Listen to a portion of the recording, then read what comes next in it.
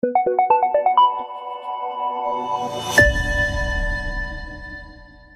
everyone. Perkenalkan, nama saya Abigail Kristi dari kelas 10 PJK 3. And my name is Enrico from San Francisco. Di sini saya akan menjelaskan tentang gerakan 30 September PKI dengan bahasa Indonesia. Di sini saya akan menjelaskan peristiwa G30 SPKI dengan berbahasa Inggris. The September 30 movement was one of the events of the communist uprising that took place in September after several years of independent Indonesia. The 30 SPKI event took place at night, precisely on September 30, 1969, and capped the event that was 7 high-ranking military officers were killed in incident. Peristiwa G30 SPKI atau biasa disebut dengan Gerakan 30 September merupakan salah satu peristiwa pemberontakan komunis yang terjadi pada bulan September sesudah beberapa tahun Indonesia. Peristiwa G30 SPKI terjadi di malam hari, tepatnya pada tanggal 30 September tahun 1960. Dalam sebuah kudeta, setidaknya ada 7 perwira tinggi yang terbunuh dalam peristiwa tersebut. The 7 revolutionary heroes that were murdered are Lieutenant General Major General Suprapto, Major General Arjuno, Brigadier General Sukojo, Brigadier General Tekaitan, Major General Esparman, First Lieutenant Pineda. 7 pahlawan revolusi yang terbunuh, yaitu Jenderal Anumita Ahmad Yani, Legend Anumita Suprapto, Mayor Jenderal Haryono, Brigadir Jenderal Sutojo, Brigadir Jenderal DI Panjaitan, Mayor Jenderal S. Parman, dan yang terakhir Kapten Anumerta P.A. Pandean.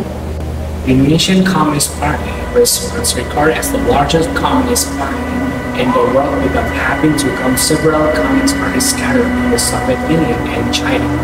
The PKI stood behind the full support of President Sukarno's decree. The guided democracy system introduced by Sukarno was also welcomed by Indonesia. Because of the existence of the system, the PKI was believed to be able to create an alliance of nationalities, religious, and communist conceptions, which was there portrayed as the center. Partai Komunis Indonesia sempat tercatat sebagai partai komunis terbesar di dunia, tanpa harus dengan menghitung beberapa partai komunis yang tersebar di Uni Soviet dan Tiongkok. PKI berdiri di belakang pemerintahan umum, yaitu Presiden Soekarno. Sistem demokrasi terpimpin yang dikenalkan oleh Soekarno juga disambut dengan gembira oleh PKI. Karena dengan adanya sistem ini, PKI diyakinkan mampu menciptakan sebuah persatuan konsepsi nasional, agama, dan komunis yang kemudian disingkat dengan masa. The chronology of the G30 SPKI. The G30 SPKI began on October 1, starting with the kidnapping of 7 generals consisting of army staff members by a group of troops moving from the airfield to southern Jakarta. 3 of the 7 generals were killed in the wars, namely Ahmad Yani, C. Haryono, and Anumita. Meanwhile, the other 2 targets, namely Suprapto, Esparman, and Sutoyo, were captured alive. Abdul Harith Nasution, who was the main target of the group of troops, managed to escape after trying to jump over the wall of Iraqi embassy. Even so, Kiar Tandian was arrested, and the daughter of Abdul Harith Nasution, Adi M.S. Nasution, was shot dead on October 6 by the ambushed. Peristiwa Gerakan 30 SPKI bermula pada tanggal 1 Oktober, dimulai dengan kasus penculikan 7 jenderal yang terdiri dari anggota staf, tentara oleh sekelompok pasukan yang bergerak tangan ke dalam menuju Jakarta. daerah selatan. 3 dari 7 jenderal tersebut diantaranya telah dibunuh di rumah mereka masing-masing, yakni Ahmad Yani, M.T. Haryono, dan D.I. Panjaitan. Sementara itu, ketiga target lainnya, yaitu Supratno, S. Parman, dan Sutoyo, ditangkap secara hidup-hidup. Abdul Haris Nasution, yang menjadi target utama kelompok pasukan tersebut, berhasil kabur setelah berusaha untuk menempati dinding batas Kudus Irak. Meskipun begitu, Pierre Tendean tertangkap dan anak Abdul Haris Nasution, adik Irma S. Nasution, tertembak tewas pada 6 Oktober oleh Regu Sergap. At 7 a.m., Radio Republik Indonesia RRI broadcast a message from Untung Jamshid, commander of the Cakrawirawa, that the G30 SPKI had succeeded in taking over several strategic locations in Jakarta and other military members. They insisted that the movement was actually supported by the CIA, United States Central Intelligence Agency, which aimed to oust Sukarno from its position.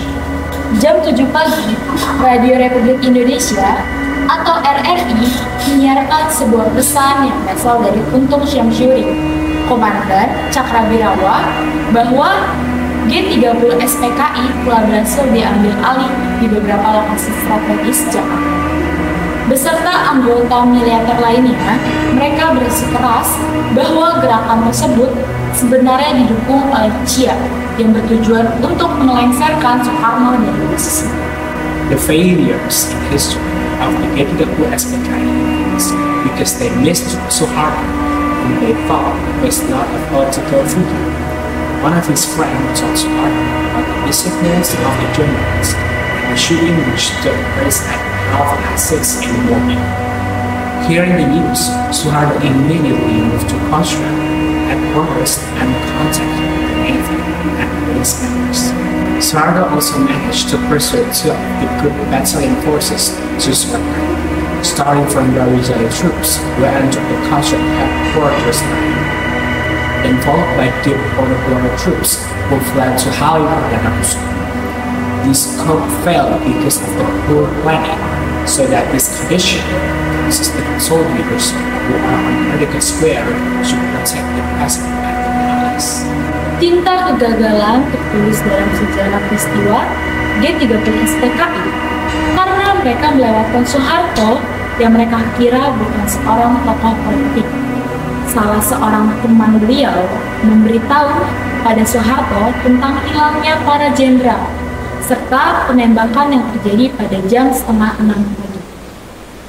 Mendengar berita tersebut, Suharto pun segera bergerak ke markas, Kostrad, dan menghubungi anggota Angkatan Laut dan polisi.